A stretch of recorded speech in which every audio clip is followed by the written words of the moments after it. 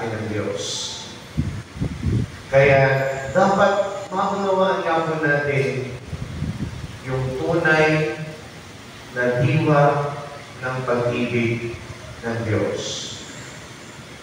Kasi po, ibang umibig ang Diyos kaysa pag-ibig ng tao. Ang tao po kasi, mahal kita kasi kailangan kita. Kaya mo lang pinapahalagahan yung tao dahil kailangan mo. Paano pinakailangan? Hindi rin siya mahalaga. Kung pwede ka halimbawa ito madalas yung ginagamit. Bakit ka pagka mangungutang ka, napakabait yung tao yung utangan mo? Hanggang hindi ka pinapakutang, pwede mo siyang ilagay sa simbahan para sambahin ng mga tao. Kasi sobrang bait niya. Di ba? Sobrang bait niya. Hanggang hindi ka pa napapakutang.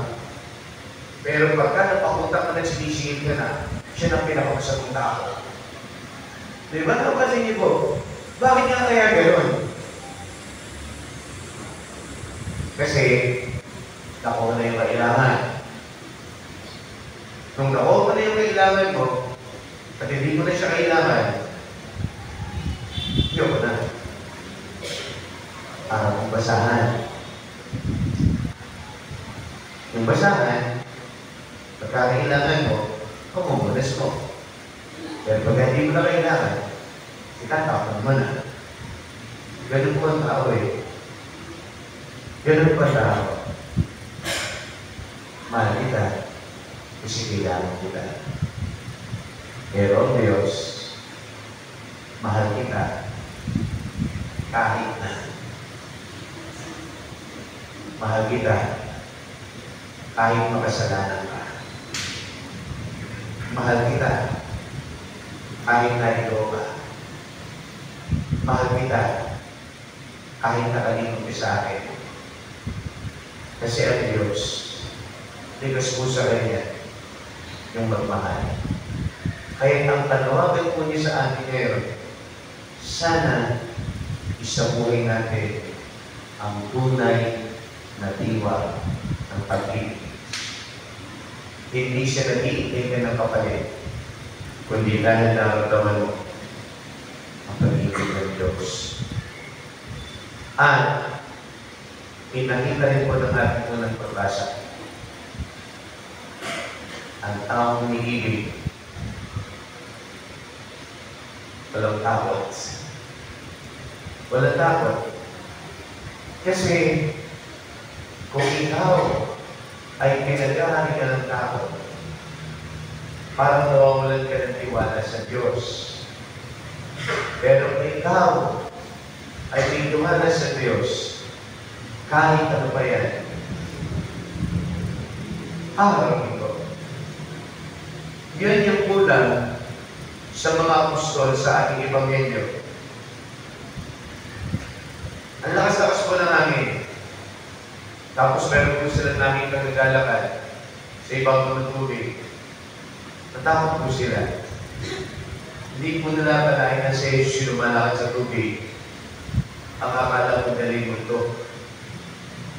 Pero, kung sumakay si Jesus, tumigil ng alon, at yung sinabi niya, huwag kayong matakot, si Jesus ito. Saka lang po sila na panatag. Kasi, parang paramdam natin, nag-aalay na lang agad tayo pagka humaharap sa pagsubok sa buhay, pagka humaharap sa bagay ng buhay. Akala ko natin, nag-iisa lang tayo sa pagharap sa mga problema sa buhay. Hindi mo, nandiyan ang Diyos, kasama natin ang Diyos, at hindi ka bibigyan ng pagsubok ng Diyos na hindi mo kaya. Kaya dahil binigyan ng pagsubok ng Diyos, para papatagin tayo, para palakasin tayo. Hindi ka binigyan ng pagsubok ng Diyos para matakot ka. Kaya ka binigyan ng pagsubok ng Diyos para maging matatag ka at magtiwala sa Diyos. Ang pinakamagandang halimbawa ko dyan, yung ating kababayan na unang sanggol Pilipino, si San Lorenzo Ruiz.